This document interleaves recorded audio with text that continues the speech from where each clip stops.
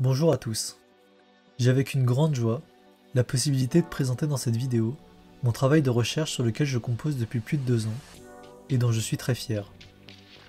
Celle-ci est la première d'une série de 4 vidéos qui aborderont le thème de l'emprisonnement durant la période romaine. Pour ceux qui ne me connaissent pas dans la vie, je me présente. Je m'appelle Aurélien et j'ai conclu cette année mon master en archéologie romaine à l'université de Montpellier.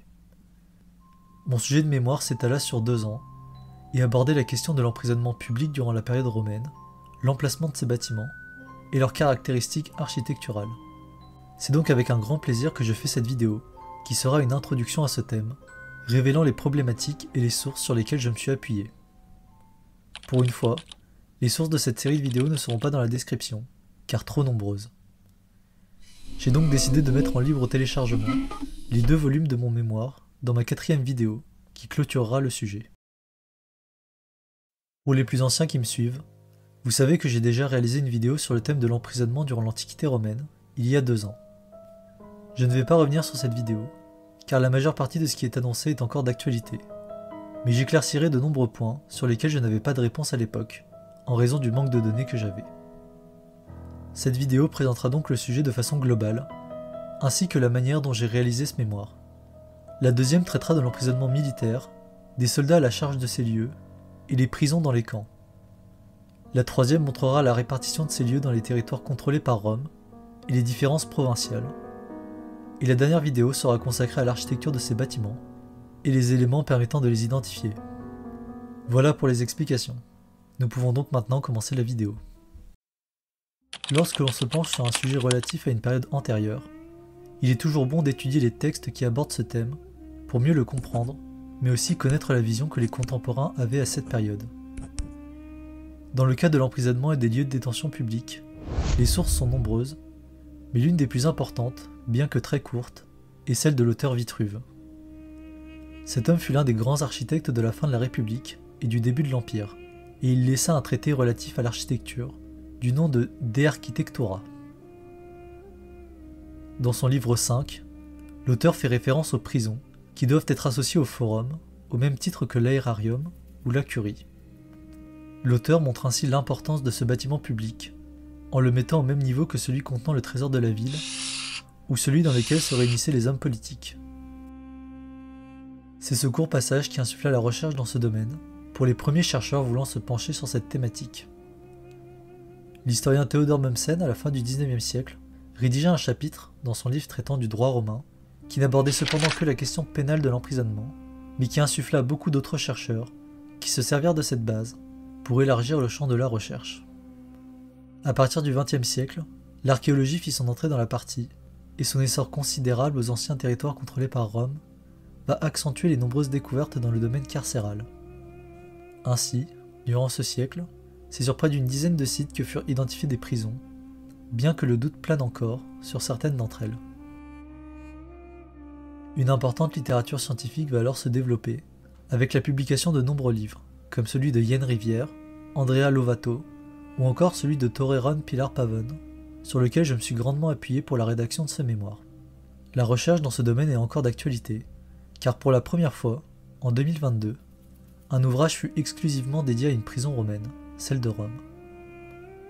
À l'heure actuelle, seuls 4 sites sont identifiés comme possédant un lieu d'emprisonnement: Cosa, Sarmizegetusa, Lambèse et bien sûr Rome. Mais comment qualifiait-on la prison dans les textes et la vie de tous les jours, dans la Rome antique? On retrouve 3 principaux mots en lien avec la coercition: carcère, custodia et vincula. Carcère est un mot vague, désignant une prison, un cachot, ou tout autre endroit dans lequel une personne se retrouvait emprisonnée. Ce mot peut donc désigner le bâtiment dans son ensemble, autant que la cellule du prisonnier, bien qu'il semble désigner une partie spécifique de la prison. Custodia, qui vient du verbe custodire, fait référence à l'action de garder, conserver ou protéger, comprenant donc la garde d'un prisonnier ou d'une cellule. Ce terme se retrouve employé pour le grade d'optio custodiarum, désignant les adjudants en charge de la gestion des lieux d'emprisonnement militaire. Et vincula, quant à lui, peut se traduire par la chaîne, le lien, l'attache, et désigner aussi une peine attribuée à une personne.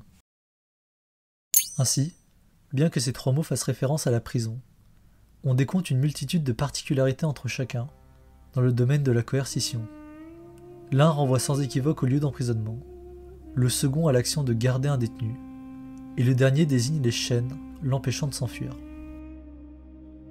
Cependant, les textes ne sont pas les seules données de cette période, nous permettant de comprendre l'ampleur des lieux d'emprisonnement dans le monde romain. L'épigraphie joue aussi un rôle important, et un grand nombre de stèles funéraires ou d'inscriptions honorifiques, en rapport avec la coercition publique, ont été mises au jour et publiées.